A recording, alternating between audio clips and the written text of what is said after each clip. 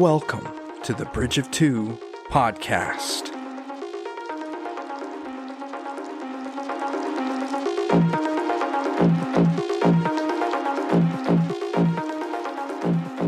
Well, we are back in podcast world. Finally. Welcome back, everybody. After a bit of a break. Welcome. Three welcomes. I think this will not be coming out tomorrow. Oh, that's right. This will be coming out You're not going to Tuesday. stay up all night and edit? No. Maybe Tuesday. I guess if I could learn to edit, I probably could do it, but... Gotta teach you. Can't learn in one night.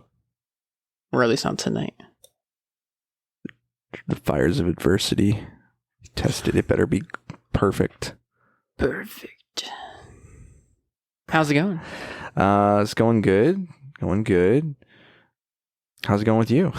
It's going good. We took a little longer this week to... I can't even remember why.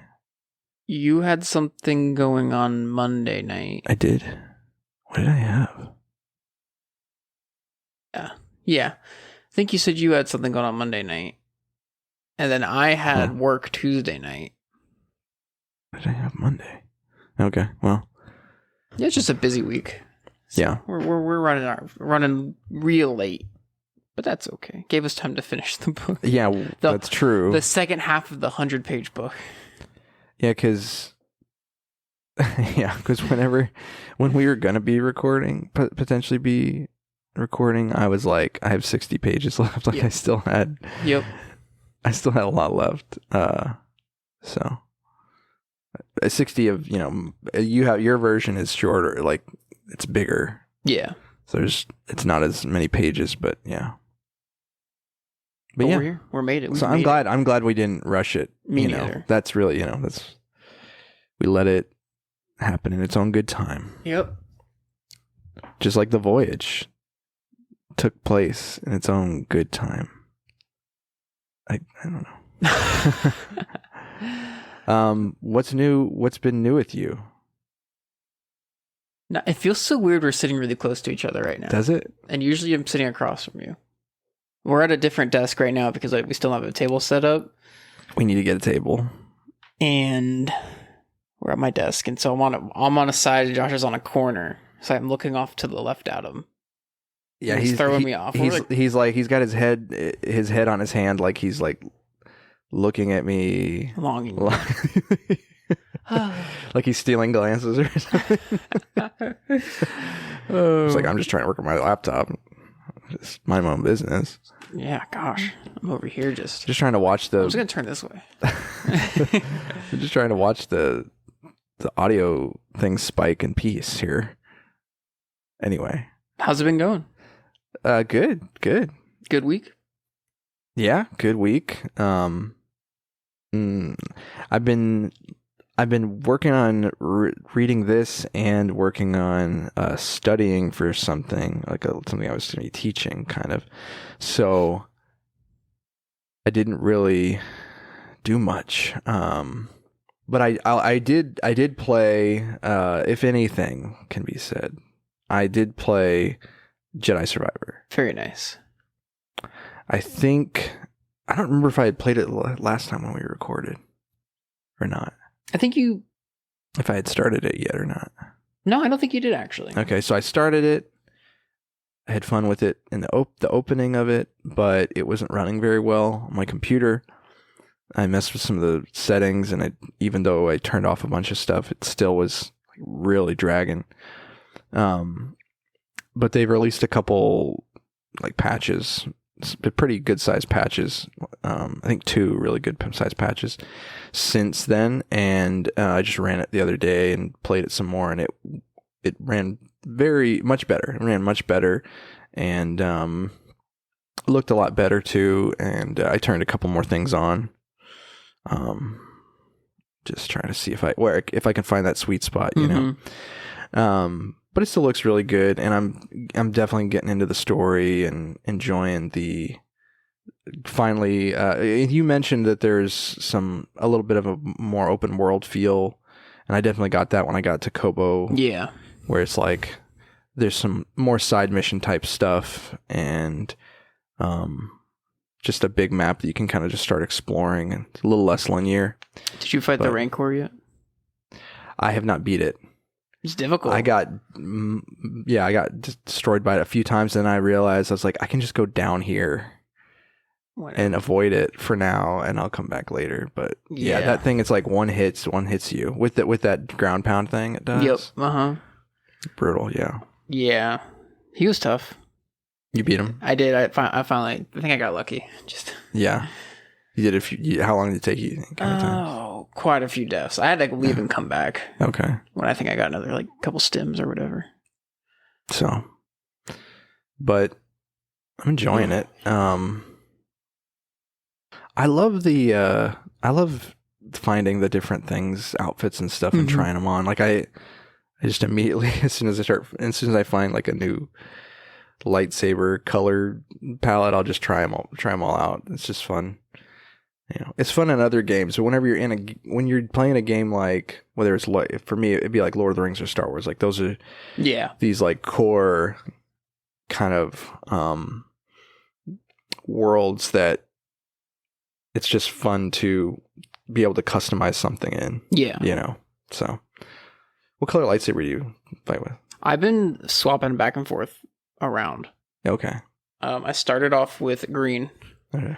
Well, I did like the purple magenta for like a little bit. And then was like, that's not fitting. So I went to the green, played the green a little bit.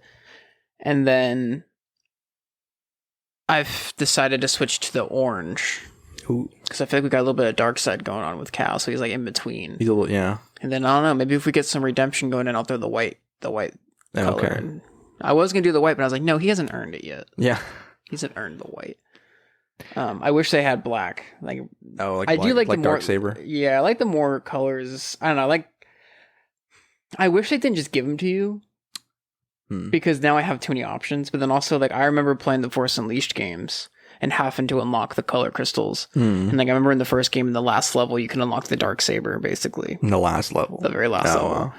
Wow. But it was just so cool when you did, and it's just like cool picking up the different the colors, and then be like, oh, I could switch it now. I could do this color if I want to. You know?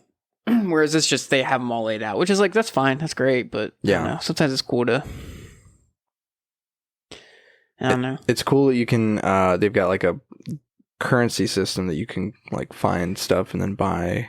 Unless is that like a mini transaction thing? Mm-mm. It's not. Okay, good. Nope. You just find stuff layered throughout, which has been really cool. Gives you a bigger variety quicker if you can find enough stuff. This game, compared to Fallen Order, just feels a lot more lived in. Like, Fallen Order was a great, wonderful game, but it was very much more. You see what they want you, what you're there to see. Yeah, and there's not like you're not having NPCs, a lot of NPCs talk to you minus the few main characters. With this one, there's like people, like, especially in Kobo, that main town, like there's people laid out. That's a good point. Like, just the world, the game itself feels more lived in. Even when you're on the first level in Coruscant, like, it just feels like there's more NPCs, more people, which is just making it. And you could talk to like every single NPC pretty much. Yeah, that's a good point. I like that too, because that is right. That the stuff that they had in Fallen Order all felt good, but it just kind of felt like it was all designed to keep it as small as possible. It was a new game. They were trying something out. I think with Fallen Order being such a success, they were able to do more. Because that was back when Fallen Order came out. That was back when EA was still saying that no one cares for a single player game, and they were focusing on multiplayer. So this was kind of like a weird offshoot. Try it, and then it was like, oh, people do like this stuff. Yeah, very much so. So that's been fun. Other than that, reading this book and thinking about it. So nice. I did not write this week. I think I wrote last week, but nothing really to talk about there. Nice. What about you? Just the same old. Getting used to night shift, so switched to a 7 p.m. to 7 a.m. schedule for work. And I'm trying not to swap back. I know people who like will swap back and forth, like on their days off, they'll get up at like 10 and then go to bed at a normal time. I told Steph I wasn't doing that. So I'll stay up like tonight. I'll be staying up till like 5. Oh wow. Probably 5 in the morning. So I have a lot more free time to play games, but I'm trying not to do just games. I've been trying to draw more. I'll do some studying for stuff when especially when school starts. that drawing you showed me was really cool. Yeah, working on a new little Star Wars drawing. So that's been good. I've been playing Jedi Survivor as well. I'm really enjoying it. I'm liking the story. I like the characters. The gameplay is fun. I finally unlocked another stance, which is enjoy. I don't know. It's just fun to have. It's just different than the first game. Yeah, which makes it. It's the first game plus more, which is great. Because the first game was great. I'm actually too. They did a book that came out like a month prior to the game. That takes place between Fallen Order and Jedi Survivor. What's it called? Yeah, Battle Scars, I think. Okay. With all the same characters and everything like that. Oh, interesting. Maybe you get to see how they actually split up because you don't get to see that. That's what I'm trying to see. So I've got the audiobook since I have a bunch of free or the tokens from Audible saved up. So I was like, I'll get it, listen to it. It's good. I'm not a fan of the narrator. His inflections and the way he just does it just sounds very strange. Especially for some of the stuff that's being talked about or that's happening. Like he just sounds, the voice actor sounds really happy at times, and it's just like they're murdering stormtroopers. It's like I get that. I don't know. But so far the story's pretty good. I'm curious to see what's going to happen. It's just a side story. It seems like. But I was listening to it the other night. Maybe I might have been driving home, but it like super threw me off because it's a Star Wars book. Kids read Star Wars, kids play Star Wars games, stuff like that. There is a full-on like 5 minutes of the audiobook that turned into I literally was like, am I reading Game of Thrones right now? Oh, really? Like they had a full-on like lesbian sex scene going. Very adult scene. Oh, wow. With like some characters, because one of the characters is like a very either or, I guess. Which is like most of the time in sci-fi I don't care because it's sci-fi. It's like they're aliens. It's not like, Right. But it's just like in my Star Wars book, I don't want to hear them get all hot and bothered and spicy. It didn't like go into like crazy detail, like but it was like a very intimate scene between these two characters, and I'm like, this is just weird for a Star Wars book. Yeah, like that doesn't happen. I've never read a Star Wars book where that happens. I don't know. Yeah, and it just reminded me that it's just a new era with Disney running Star Wars, and I don't know. It was strange. Safe. I've managed to gloss over. It wasn't that long. And hopefully it doesn't continue. It was very jarring at first because I was like, I'm listening to Star Wars, but I don't care about this weird and the happy narrator. Yes, and then the weird narrator is just making it worse. But the book itself is decent so far. Not like phenomenal. I'm not like dying to keep reading it, but it's good. Nice. Other than that, though, just been doing some drawing. I finished that one Draw This in Your Style piece that posted on Instagram. That was nice. That was a fun one. That's about it. Just playing a bunch of random games. My first week with switching my schedule, I was so tired I couldn't really do anything except play games to stay awake. So I was just started playing New World again. My brother and I are doing V Rising now. Yeah. So just a bunch of different games we're playing. Is it hard now to stay up late? Like when you say you're going to stay up till 5 today? No, it's not hard anymore. Really? Yeah, I'm pretty much, my schedule is flipped at this point. I might be a little bit harder today just because I woke up earlier. So we went out to the beach.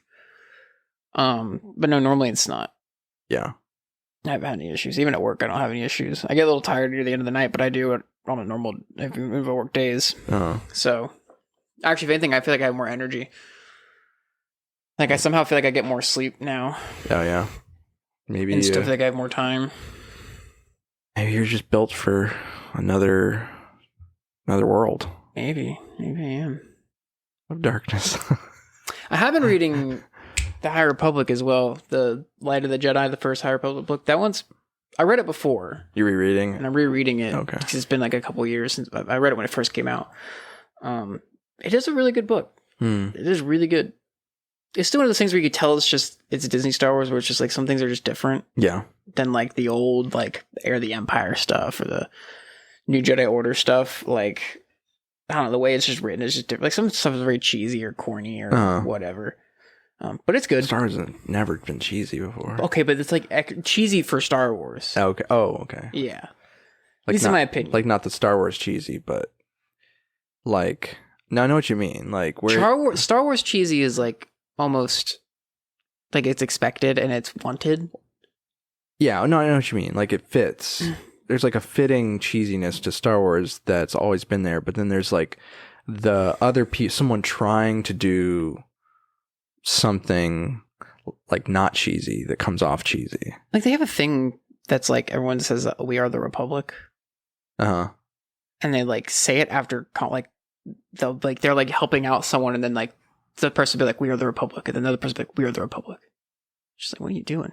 It's kind of strange. I don't know. It feels even for Star Wars, it feels just strange. It's like a slogan that like a like the Chancellor started the slogan. She's trying to like, because in the height of the High Republic, at least these books, that she's trying to expand it. The Outer Rim is like still kind of the Outer Rim.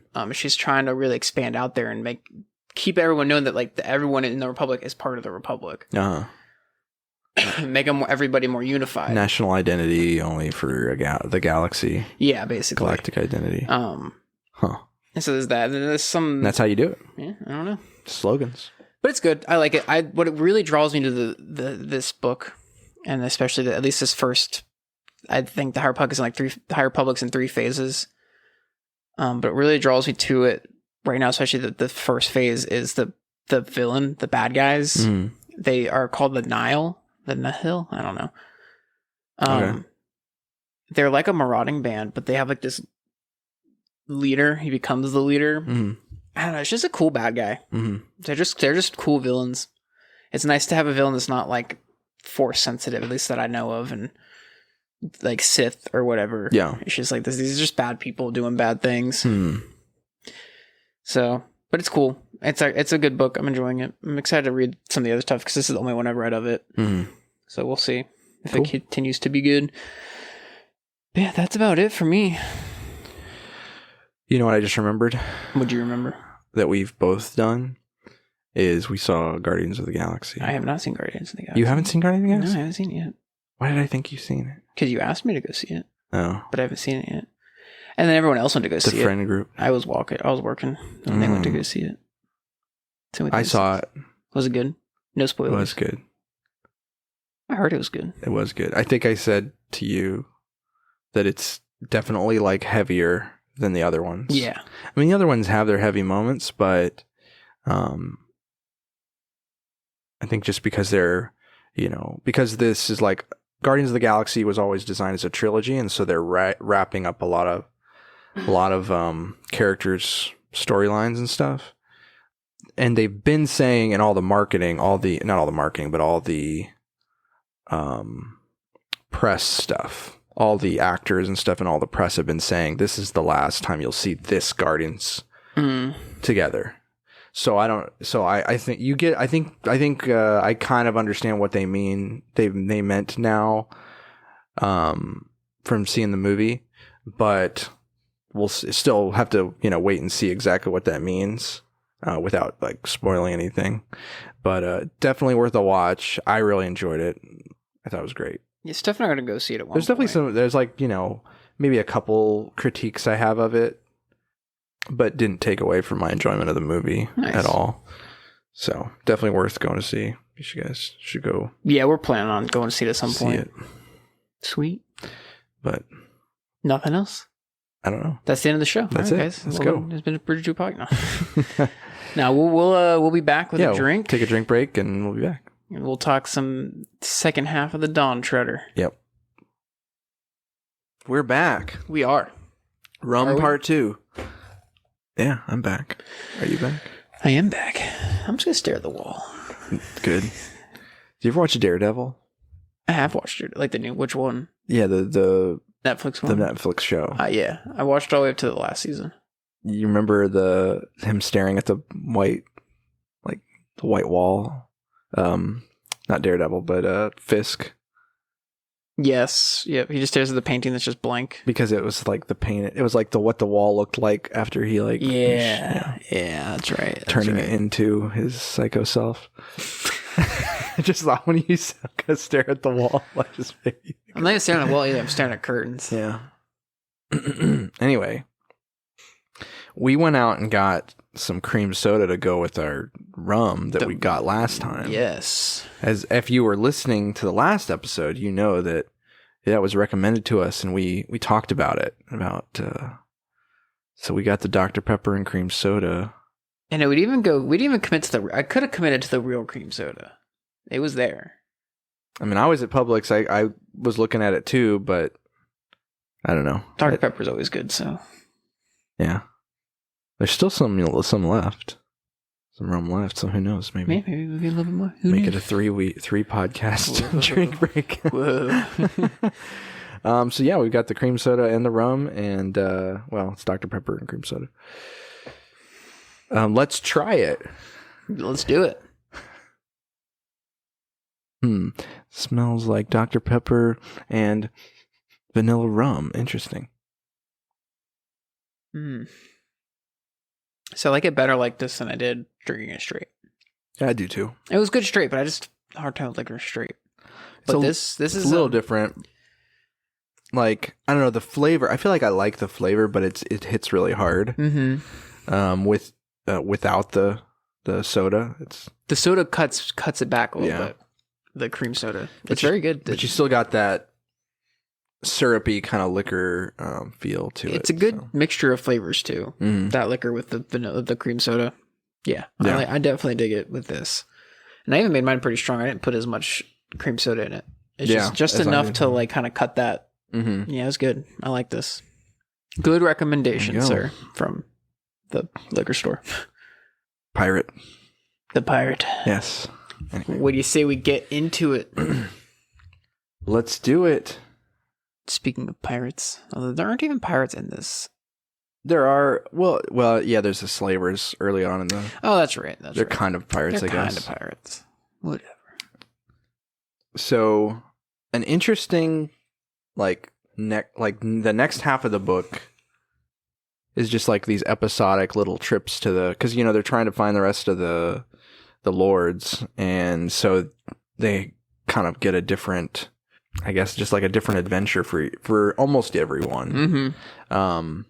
Do you have anything to say before we start talking about like the actual next island they go to? Do you have anything about this section or the book? Well, just as the book in general, as I was reading it, I looked a little bit more into it, and it's interesting. So as I was reading this one, each island, because you start having these, there's always like this weird test or something happened with one of the people or something's going on. So I started thinking like this almost, and with 7, it's like it almost seems a lot like the 7 books, the 7 deadly sins. Oh, it almost seems like you're kind of hitting that 7 deadly sins. And so this is, so I looked up an article or a guy posting about it. His theory is that it becomes clear that each one of the island stops on the journey to Aslan's country deal with either one of the 7 deadly sins or one of the 7 cardinal virtues. In this way, as they confront the 7 deadly sins and grow in the 7 cardinal virtues, the children advance further in their quest for Aslan's country. So he says, to get to my theory, you have to understand first that as the third book that Lewis wrote for the series, Voyage is a sequel to Prince Caspian, a book that was, for all intents and purposes, about the revival and reconversion of Narnia back to the ways of Aslan. Linking it with Christianity. The Lion, the Witch, The Lion, the Witch, and the Wardrobe tells the Easter story with Aslan's allegorical death and resurrection. Mm-hmm. Prince Caspian is set hundreds of years later, after Narnia has forgotten the story and has fallen away from the old ways. Prince Caspian is the only human in Narnia who believes in Aslan and is able to convert the people back to the old ways. Uh-huh. And then you have Voyage of Dawntreader, which is, sailing across the seas to find Aslan's country. And it almost fits into the line of the sanctification process. Uh-huh. And leading to Aslan's country, heaven. That's a good point, because if you think of like the destination that all Christians were headed to would be paradise, heaven, where their savior is. The journey, the metaphorical journey of that is the process of sanctification. Mm-hmm. So that's actually a very good parallel to make, I think. And it's cool when you think of it that way, because almost every single one of the characters screws up in some way or another. Right. But they're all still they're heading towards Aslan country, and they grow from where they screwed up. Right. I don't know. As I was reading it the other night, I was thinking about that. And that's when I stopped and I started looking up that stuff. Mm-hmm. I thought it was very cool. That's cool, yeah, and we should definitely touch on those because you're right. They even though the bulk of like you get Eustace's character development is very big in the first half of the book, and then Reepicheep has a very central kind of character arc in the book as well, and then Prince Caspian as well does. The other characters, Lucy, Edmund, they still do have their own like things they have to bump up against in the course of their the journeys through the islands and stuff. Reepicheep as a character is super interesting in this book because like I was just saying, every character seems like they go through some form of trial, or they screw up in some sort of way, or they going to like the Island of Nightmares or whatever, the Island of Dreams, I think. Where they're the Dark Island. The Dark Island or whatever. Where they're, the dream's going to come true. And and everyone gets scared and afraid and they go to run away. Yeah. I really noticed it then. I started noticing afterwards. Despite everyone else having these issues or being scared or afraid, Reepicheep seems to be the only person who has steadily stayed the same the entire book. He is seeking Aslan's country and nothing's going to deter him from it. And he's always very brave. He's always very ready to jump at things and do what needs to be done. And he's also the only one that goes to Aslan's country. Right. It's almost like he is at the end of his journey.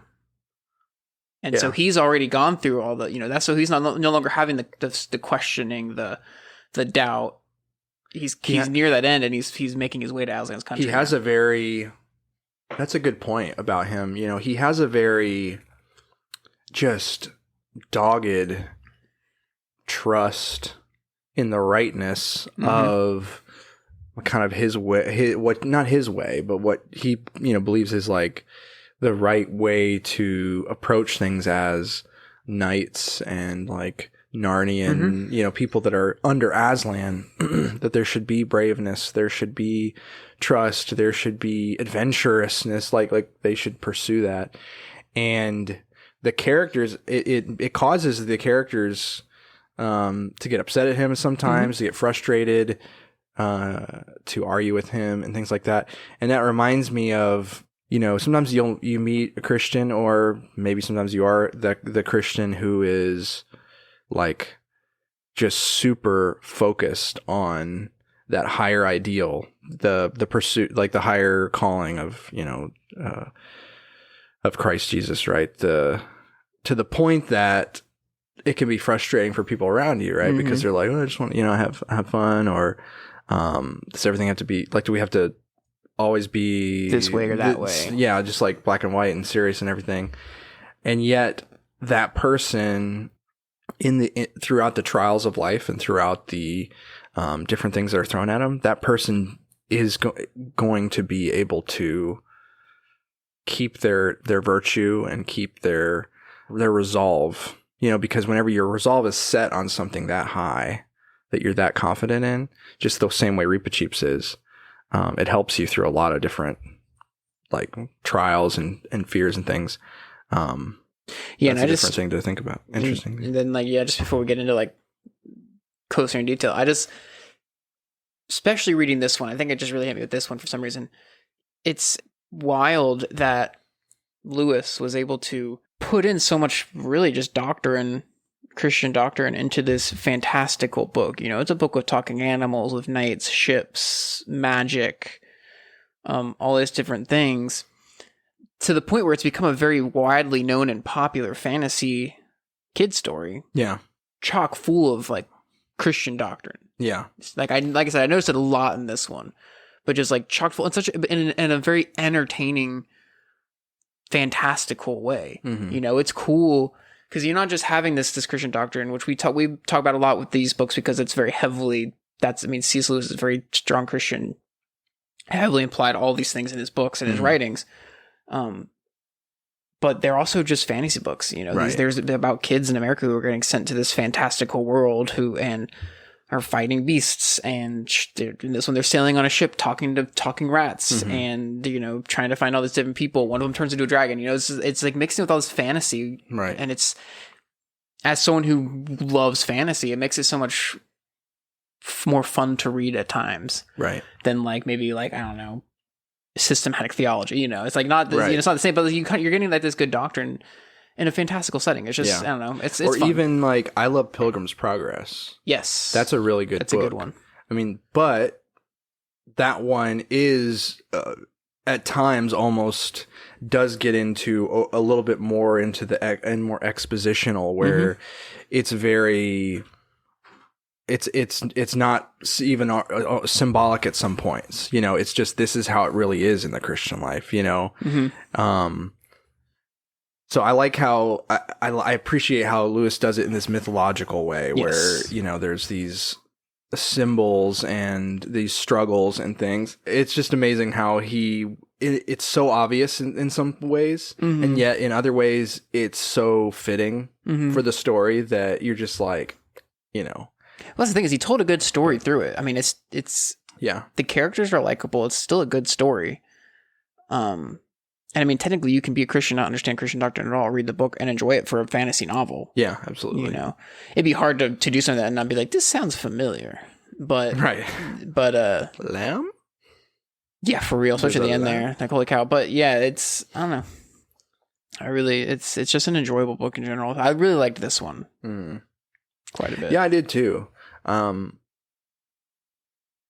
feel like the symbology is a little easier to get in this one too. Yes. I think Prince Caspian it's a little more confusing at certain points. A very good story, Prince Caspian is, but I will say though, I still don't understand Prince Caspian's role in this one, especially at the end. So yeah, I think a big part of this, what he's doing with Prince Caspian in this book, is kind of, even though he's the king, this is kind of like him maturing into a character that will be a good king, because he hasn't, from the time of the Prince Caspian book to now, like he had made this promise to Aslan that he was going to go out and kind of right his father or uncle's wrongs. And so it's kind of like, this is almost like I don't know if it's if you'd say testing ground or a rite of passage, but it's kind of like in order to kind of step into his own more so, and it, like, the full maturity of being a king, because like you get to that point at the end, we can, go into it more when we get there, but you get to that point at the end where he kind of has that to face the reality of, no, there's some things you can't do as a king. There's some adventures that it's not right for a king to go on. And even Reepicheep is there with him. And I love that part. And he's even like upset about it, upset at everyone about it.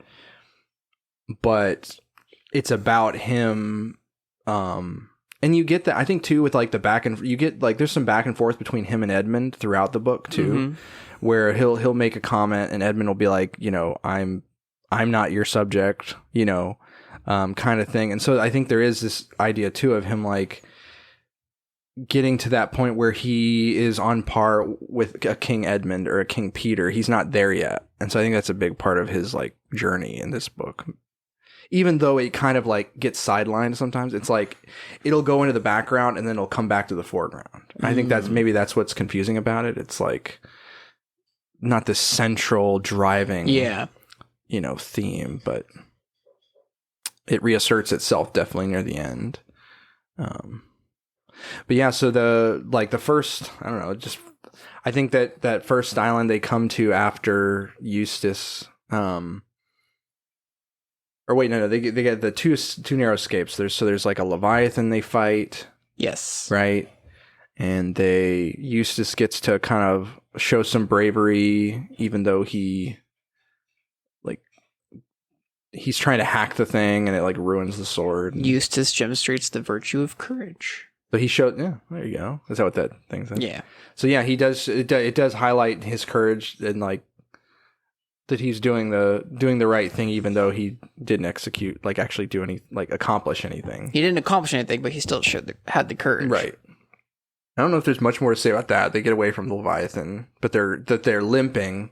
Their ship's damaged again, so they have to limp to this other island, where they find the bones of oh no, they don't find the bones. They find clothes and like other stuff. They find clothes, armor. Yeah. I think This a weapon, part, maybe. this thing kind of like, just reading it gives me a little bit of the heebie-jeebies, like, because of how close they all, yeah.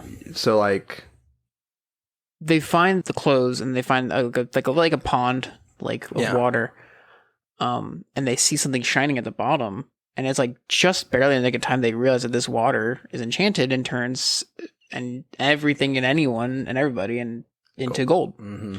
And so the thing that they see shining at the bottom is actually one of the lords that they're searching for, who dove in unwittingly, not knowing. Probably saw something shining down there, like saw gold and thought, oh, there's gold down there. Jumped in. Turned into gold. And then this is where they have to fight off greed. Yeah, because then, Caspian like goes bonkers for a second. He's like, swears everyone to secrecy. No one is ever to tell, about this island or anything like that on pain of death and stuff. And then Edmund chimes in. This is where Edmund chimes in and says, I don't have to listen to you. I'm a king. I'm a Narnian king. And then Lucy has her little, thing she does where she sees Aslan somewhere. Yeah. No one else sees him. And Lucy, man. She's like, we need to stop because Aslan watching us. And he's not happy. And then... Which does point to... Aslan always showed to Lucy. Jesus shows up to women most of the time in the Bible. Yeah, I would imagine that's a big. Yeah, I remember that in Lion the Witch in the Wardrobe. Susan and Lucy were the ones who were there when he came back to life, which is very fitting, reminiscent and fitting. Mm-hmm. Yeah, but yeah, and Reepicheep, once again, Reepicheep, he's in the right mind there. Tells him, hey, we need to get back on the boat. This is clearly under a enchantment. We need to rename this island Deathwater so that no one comes near it.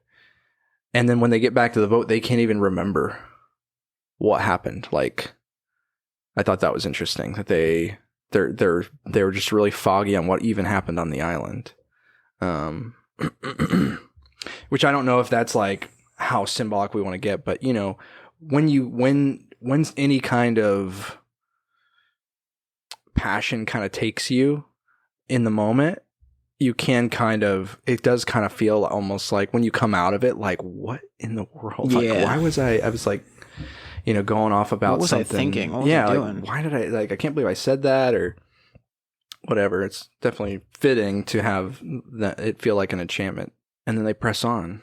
Is that onwards? Yeah, they press onwards. This is when they come to the island, with the duffel pods or whatever they're called. Yeah. Well, they had like a bunch of names, right? Yeah. This island was weird. This is a weird one. I feel like this is one of the more confusing parts of the book. That I just don't know exactly what he was trying to put forward. Yeah, I don't even know if they find a lord here. I don't think they do either. It's just a weird.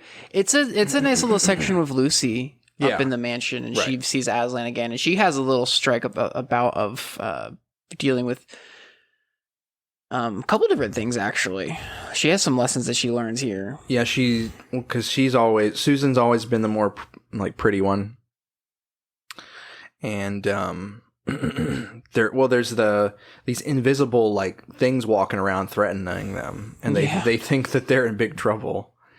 So they're like, okay, well, let's try to help them so they won't, because we don't know where they are. And there's dozens of them. And so Lucy's the one who's going to go try to get into this magician's house and find the book and find the spell that will make them visible again.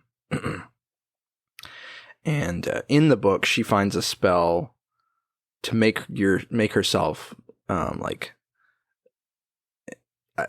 beautiful, but like beauty beyond all beauty. Yeah. And she sees that somehow she sees, because like there's pictures in whenever you see the spell, there's also pictures that like kind of come to life. She sees in the pictures like how people come from all over the world to joust and like do basically compete for her. And then it turns into war, and And she's gonna do it. She's gonna actually. She is. Yeah, she's in the process of, and then she sees the lion face that pops up. Yeah, which it's like snarling at her. The symbolism, man, it just. Yeah. And then you have her. She actually does say a spell at one point, though. She says right? The one that where she can see or hear basically see the thoughts of her friends or the conversation with some of her friends. Yeah. And one of them says something. They start talking about Lucy in like a negative way, and so she's now all upset. And then of course you have Aslan show up, and he's just like, "Well, you shouldn't have done that because now you can't forget it." And he's just like, and then Aslan even says like she's only saying that because she's trying to fit in, but she doesn't actually mean that. And then Lucy's like, "You mean we could have been best friends?" And right. Yeah, I like that part. I mean, I just like that like he says she's weak. She was weak, and she said what she did not mean, And I think that there's lots of times where people do that, Absolutely. And just the very words they say can be so painful, but it's worth trying to have some empathy, and trying to give some benefit of the doubt of like, maybe what they said is not all that they mean, Yeah. See, it's interesting because we have this island with Lucy getting these pretty deep moments and learnings, and it's contrasted with the Duffers or Duffies or whatever they're called, where when they're visible, they're one-legged dwarves that hop around, and the image is just hilarious. And they're all, which is another interesting thing because you have the leader. It may not have been intended this way, but I almost took this as like a political figure or something. Political figure, or your wolves in sheep's clothing. Okay. You have this leader who everyone just follows willy-nilly, and like the people willingness to follow a leader figure. Yeah. Even if whether they're right or wrong. Yeah. Because I feel like Aslan says something. Either Aslan or the magician just says something about it. Probably wrote it down about how they just follow. I feel like Lucy or someone is arguing with them, and he starts to kind of agree with her, and then they act as if he was saying it all along or something like that. So it's like, even whenever they change their mind, they don't even think they've changed their mind or he has or whatever, which is very in keeping with like the way political figures are. I mean, man, you will see one election, you will see this political party, and they'll be talking about this one thing is so horrible. And the other political party will be, whatever their counter to that is. And as soon as the power is switched, it'll completely flip. Yeah. And then the other side will be saying the same thing the other side was. I mean, there was some, there was not to, I don't know, not to turn anyone off too much, but I forget his name. He's an actor guy who's gotten has a podcast now, and used to be, he's left leaning, but he's very objective. I think I know who you're talking about. I forget his name. He was in that movie Get Him to the Greek. I know who you're talking about. Yeah. I almost know who you're talking about. Anyway, so he's showing these clips of Democrats talking about like voting machine tampering, and this was like, I think probably around the time Trump was elected, 2016. So like they're talking about voting machine tampering and how it's a real thing. Russell Brand. Yeah, Russell Brand. So this guy, I mean, he's fairly left leaning, but he's very objective, and like he just sits back and looks at it. It's like, does no one see this? Like, does no one see that? Like, we're acting as if this is any kind of questioning of the reliability of voting machines or whatever, that's like a threat to democracy, and the very people that are like crying about that are the ones who are saying that when another election didn't go their way. And I'm not saying that to say that's just one side, because it's not. It's everybody. That's what's crazy about it. Like if Republicans were won in 2020, they would be saying it's the most secure election ever, even though that's what the Democrats are saying because they won. So. And I'm also not doing a false equivalency. I'm not saying that one side or the other is never more wrong or more over the top or whatever. I'm just saying what's going on with the Duffers, like in a very small way, just reminds me a lot about political figures and how people just when the chief says this thing, everyone's just like, yeah, the chief's right. Yeah, the chief's right. You're so smart. And it just drives me crazy. And that would definitely be a C.S. Lewis thing, because he already did the thing knocking bureaucracy with like the that one island they went to where the guy was like talking about the forms, and they hadn't filled out the proper forms, and they didn't have an appointment and all this stuff. The first island they went to or whatever. So like he definitely had his problems with bureaucracy and politicians and stuff. So then we get to this part, like, in my opinion, was probably one of the more creepier parts of the boat. The Dawntreader sailing up to this, described as just basically pitch blackness, that just starts out of nowhere. And it is a little bit more of a creepier scene because they sail into it. This is what Reepicheep pops up again. It says, we're adventurous. Oh, why would we not go in? I was annoyed at him at this part in the book. I thought it was... Because I was just like, if it seems like the most perilous thing you could possibly like come up against, just for honor or pride or whatever, you keep going. I mean, that just seems crazy to me. But was it pride or was it just adventure, being willing to accept risks?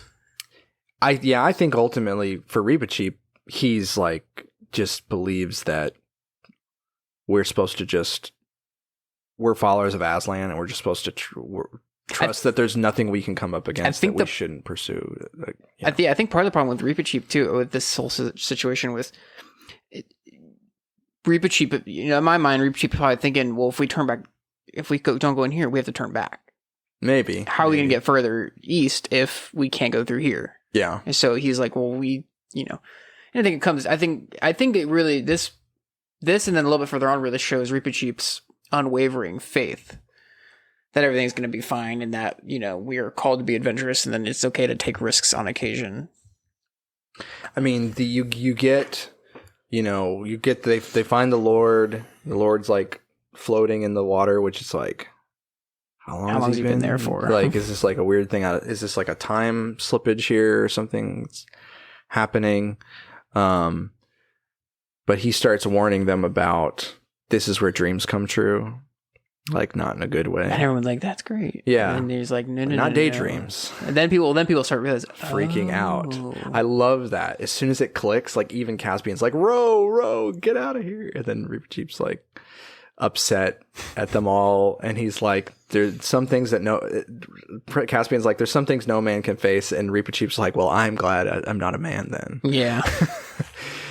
But I do think Reepicheep gets vindicated by Aslan, because you get this albatross shows up. There's like a little beam of light kind of thing that shows up when they're really worried and about it and trying to get out of it. It's taking longer than it should to get out, and this albatross flies over and lands on the ship, I think. And then sounds like he says something, but no one can understand it. But then Lucy understands it. It's Aslan's voice saying, "Courage, dear heart." And I think he says that there. And I think that kind of vindicates Reepicheep, because it's kind of because Aslan is showing up and basically saying, "No, you need to have courage here. Like, you can have courage here." And so it's kind of like, well, I guess Reepicheep was right. Yeah. So, Reepicheep, undefeated. Forever undefeated. I mean, he's the only one in this story that makes it to Aslan's country, just saying. It's true. What's the next one? I want to say the next island is the... is the Three Sleepers? The Three Sleepers. The last island, technically. So, yeah, you just have this last island. It's called... you find it comes the beginning of the end of the world. And on this island, they basically take a rest, but they've come up to a place where there's a table full of delicious looking food. And by golly gee, if you've ever read any fantasy novel where just food is just sitting out, you're like, there's no way that this is good. Yeah. This is poison. This is going to be enchanted, whatever. Yeah. And they even see three things sitting at the head of the table. Come to find out, it's three more of the lords who are asleep, alive. Yeah. They have a pulse. They're like covered in hair. By the way, good for... I think it was Edmund. Good for them for checking the pulse. My goodness. Like, what a smart guy. but they're just super like grown out with hair because they've probably been asleep for a while. And so they have people that stay because they determine these are the lords, I think. And they have a few that stay, and a few that go back to the ship. I don't remember why they're going back to the ship or what their plan is. I don't remember. Well, originally, at this point, once they see the sleepers, then they think that, okay, don't touch the food. And then they start talking but then the guy shows up. Or does the girl show up first? The girl shows up first. So this girl shows up and says the food's fine, and somewhere around that time, a bunch of birds come and like take all the food away. Every day there's a fresh feast, basically. Yeah, that was what's hilarious is the subversion of expectation of like, right. No, the food's actually good. It's good. It's actually good for you. You can eat it. They touched something else. They touched there's like a wooden... The stone dagger. From The Lion, the Witch, and the Wardrobe. Yeah. And because I think they also had the same thought of the food's bad. I can't eat it. And then one of them got angry and... Some kind of fight. Yeah, there was an argument. I remember that there was an argument between them about something, and someone grabbed the dagger, and it was kind of like... It wasn't just that they didn't all touch the dagger. I think it was almost like one of them did, and then they all just went to sleep. It was like a not punishment, but it was kind of like, okay, you guys need to chill, But they find out that, she's like the daughter of this guy who's a retired star. Yes, apparently. Which is hilarious. Which, I mean, so I was thinking, whenever I heard that, I was thinking of C.S. Lewis. He's a big fan of the medieval time period, where in medieval time period, they viewed stars as like angelic. That's the vibe I got, yeah. And so he's like basically an angel. And a retired angel, and they have a fun little conversation about that, about how stars are burning balls of gas and stuff. But they learn that in order to I think that was Eustace's input too. Yeah, Eustace is the one who's chiming in. Who's still just like, well, I mean, no, he also chimes in whenever they're talking about the world not being round, like a ball or whatever. Yeah, and that's at the ending. Prince Caspian is just like, your world is that round? Was fun too. That was a fun... Because he's like, because Caspian starts talking about they have like bedtime stories about a round world. Yeah. He's like, have you been to the people who are upside down? And then you just have, I think Edmund just goes, okay, that's not, it's so hilarious because the other one goes, that's not how that works, and then completely glosses over it. Right. He's like, it's not like that, and then just doesn't answer him at all. Explain it. How gravity works. But, So what they find out, though, is that the sleep that these three lords are under can be broken if someone will sail into the utter east and never return, like with the agreement that they will never return. It's just the way the spell works, or whatever. It's however this goes. That's just the way it works. And so you kind of see like the writing on the wall, like Reepicheep's been wanting to go, so you're like, okay, so Reepicheep's probably going to do this. Reepicheep's dying. But the problem is that all of at this point, most of the crew are kind of like done. They're short on supplies. They've found all the lords, but their heart's not really in it anymore. Yeah, they have to all willingly travel there. Right, exactly. He warns them, the star warns them that if you try to sail into the east and you're not willingly doing it, you're never going to get there. So Caspian has to kind of mind trick him a little bit. And so instead of it being a thing where it's like, because they start, I think it's one of his like officers is saying, the men aren't sure about doing this if we want to come along or not. And Caspian's like, whoa, you got this all backwards. This isn't about whether or not you want to come. This is about whether or not I want to bring you. Yes, whether you're worthy enough to come. Exactly. So as soon as it's about worthiness and about possibly being left behind because you're not worthy, they're all, one way or another, they all begging to come, for the most part. I think there's like one guy at the end who didn't, wasn't going to come, and then he was just so ashamed that he ended up coming too. So no, they wouldn't let him. Oh, they wouldn't let him. You're right. He had to stay on the island. He was the one that he did want to at the end, but then Caspian said the last one, which I think is a smart thing for him to do to kind of reinforce that there and he only came because everybody else came. Right. It's honestly there's probably a lot of imagery there that we're glossing over, I'm sure. It could be. Anyway, now we're sailing. We're sailing on a boat. Yeah, now they're sailing to the true end of the world. Right. The end of the world. And you have another little fantasy just moment where I don't know if there's any imagery there or not, but they're sailing and Lucy can see us. Well, we know that the water is clear, so clear she can see all the way down to the bottom. She can see the shadow of the boat, which is so really unrealistic. Yeah. Come on, Lewis. No. It's surreal to even try to imagine. It is. You know, it's terrifying to try to imagine. Yeah. I don't want to be able to see that much in the ocean. Anyway. Yeah. Right. But she starts seeing like cities. Yeah. And then she sees mer people. They have like a weird moment of like, I think the captain or someone says, "Don't tell anybody of this. Keep this our secret because if people see it, they'll want to stay." Right. And that they can't breathe underwater. Mm-hmm. But it's just that was a very cool imagery of imagining the cities and the mer people. Then you have this like big castle that she sees at one point all under the water. Yeah. I just think it's cool to imagine like the closer you get to Aslan's country, the more fantastical things get. Is kind of cool. It's like this blending of like reality blending into mythology or fantasy or imagination kind of stuff, you know. It's definitely very cool. I don't know. I wonder if there's more to it than that. But anyway, I mean, there's like all sorts of interesting things happen. Reepicheep jumps into the water, of course. Of course. Just dives in. Why not? Because it's funny. He's jumping in because he's gonna go fight the mer people. Yeah, he didn't like the way one of them was looking at him, so that's why he jumped in. So and then he swallowed the water. And it's like, oh, it's just really sweet. And then he got that. I feel like that might be Reepicheep's one like failing moment of too much. Right. It's like, let's not start a war with the mer people. Where he like is about to fight it, and then the sweetness brings him back to the poem of the sweeter the water. There's the what is it? I can find it real quick. It's where the waves grow sweet, doubt not Reepicheep, there is the utter east. Yeah. And so that brings him back, and it completely just distracts him from the mer people again.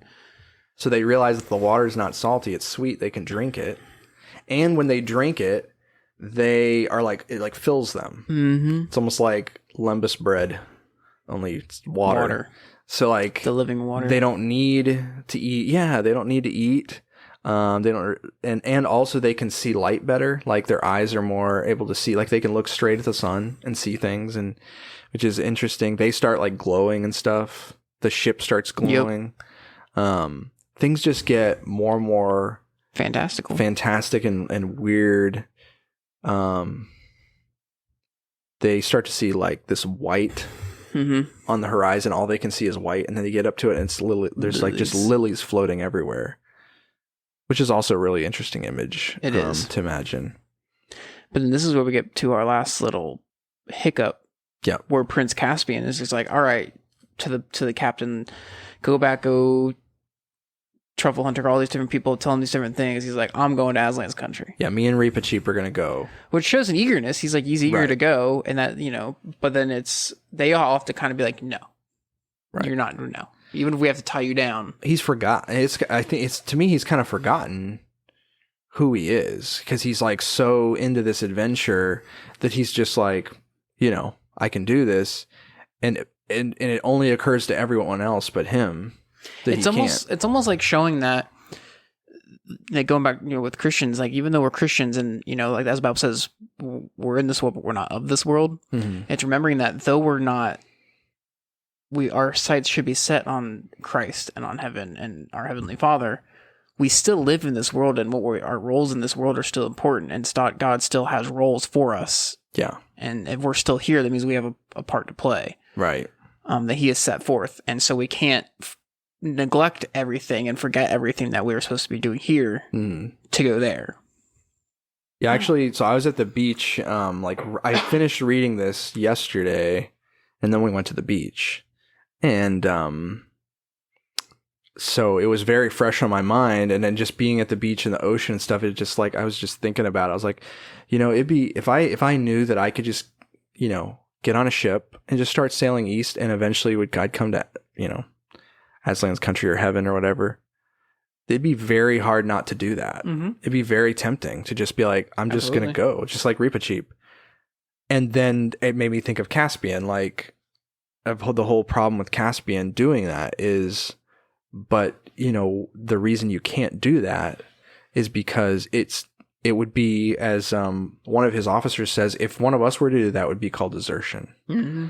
You know, we can't just leave our posts, leave our responsibilities, and just say we're done and just go, you know, be in heaven. I mean, like, you could even say, like, you know, there's like that in Christianity, you know, there's a lot of talk about, well, death is just a portal to heaven. And, you know, we talk about death as this thing that, you know, it's flipped around from this negative thing to this thing that transports you to heaven. And yet it wouldn't be right to take death into your own hands because you're just ready to go to heaven. Yeah. You know, for the very same,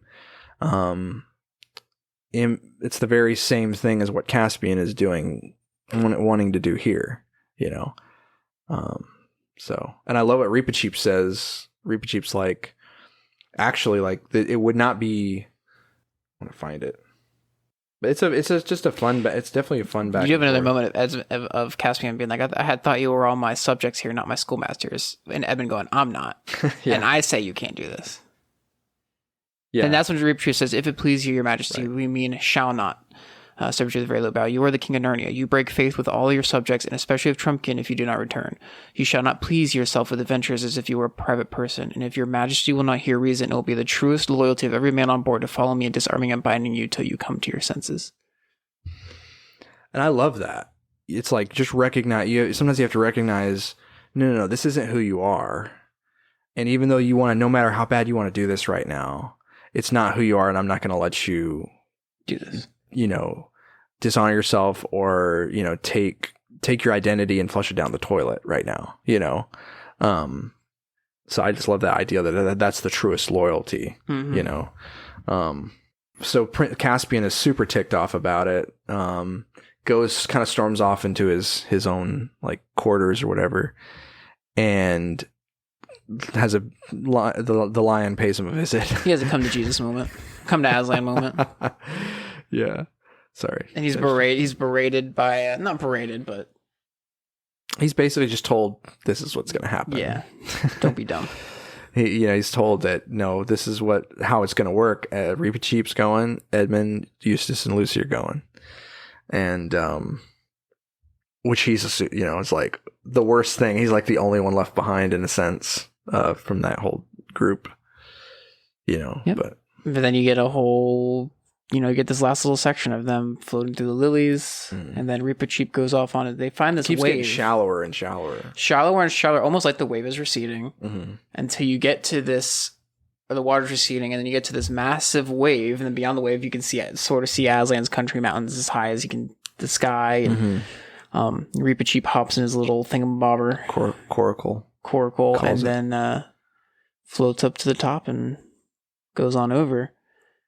I love what his so his little thing he says a little bit earlier in the book about what his plan was. I don't even know how to describe his mindset. It's just kind of just an amazing thing how set he is on this. He says, my own plans are made. While I can, I sail east in the Dawntreader.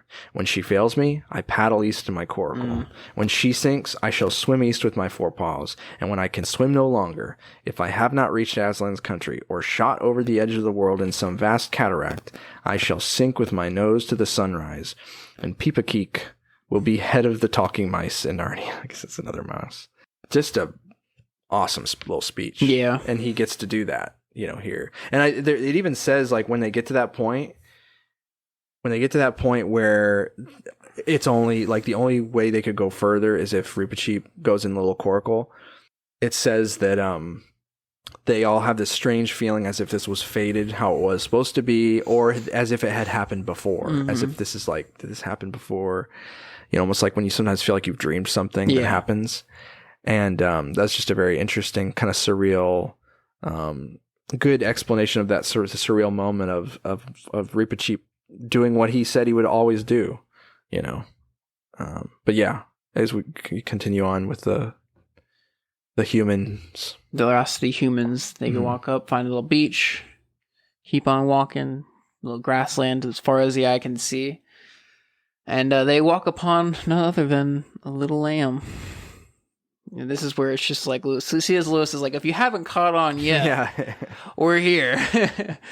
And this lamb, obviously, Aslan turns into the lion of Aslan the lion. And they have a cool little interaction here, too, where Lucy and Edmund are like, you know, when will we see again? When will we come back? And Aslan's like, you guys aren't coming back. Yeah. You basically outgrown this. And they... I think Peter and Susan got told that in the last book. Yes. You have like, oh, Aslan, said Edmund and Lucy both together in despairing voices. And he says, you are two old children, and you might begin to come close, and you must begin to come close to your own world now. And they say, it isn't Narnia, you know, sobbed Lucy. It's you. We shan't meet you there. And how can we live never meeting you? And Aslan, you know, but you shall meet me, dear one. And she goes, are you there too, sir? Said Edmund. And he said, I am. But there I have another name. You must learn to know me by that name. This was the very reason why you were brought to Narnia, that by knowing me here for a little, you may know me better there. Mm-hmm. And that almost seems like that is Lewis's culmination of the books. Mm-hmm. I wrote these books, these Narnias, to help bring those who are younger and who don't maybe not understand Christ, or maybe this is an easier way to understand the gospel a little bit. Through here, that way when you hear my name there, you start picking up and be like, oh. Mm-hmm. You know, it almost feels like this is him being like, this is what these books are for. Right. And I just like that. I don't know, it was a really cool little point there with Aslan.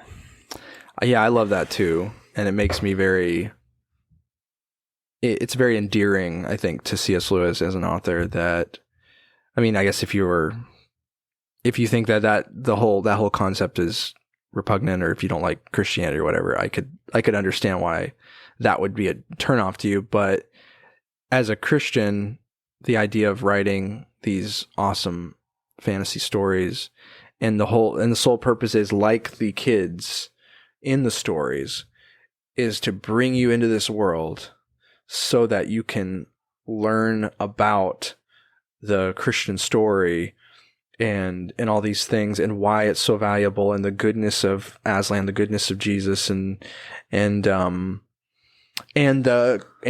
requirements, the calling that is on you as a, you know, follower of Jesus, that there are things that are expected of you, but at the same time you see how Aslan is with them every step of the way, helping them persevere, helping them, you know, not forget their identity, not forget who they are, and giving them the strength and those sorts of things, never abandoning them whenever they waver. And that's just a great, and you know, that scene too with the lamb and the beach, or the lamb and the fish, he has them come and have, it's gotta be a parallel to, after Jesus rises from the dead, the disciples are all out in the boats fishing. Mm-hmm. They haven't seen him for a little while. Like they've seen him. He's made multiple appearances to them, but like it's been a few days or something, and all of a sudden they're fishing, or maybe he said he would meet them there. I forget what it is, but they're out in the boats fishing, and then they look and they see someone on the shore, and he's there on the shore, and he's cooking dinner for them, and he's cooking fish. And then whenever they come to the shore and they're eating it, Peter asks him like about about John, you know. Yes. Because Jesus tells Peter how he's going to die, basically. And he says, well, what about John? And, you know, Jesus is like, well, don't worry about him. Worry about yourself. And it's a very similar exchange where, you know, they're there, they're invited to come have some fish with the lamb. And then they realize it's Aslan and that they're not coming back. And then they're like, well, what about Eustace? And he's like, don't worry about Eustace, you know? And, I just love it. It's just a really cool parallel, and it's sort of, I mean, like, necessary ultimately if what he's doing is saying that this is in this world, this is how Jesus presents himself, and this is how this story unfolds. of redemption, it's only it's only fitting that there should be these kind of parallels, you know. But yeah, and then we get a little bit of like wrapping up in a couple very quick wrap up of, you know, Prince Caspian married the Star's daughter. Yeah. Narnia went on to do its thing, and that they never saw Reepicheep alive, and you know, believe that maybe he made it to Aslan's country. Yep. Which I have a feeling we're gonna see him again, but we'll see. And then you get this.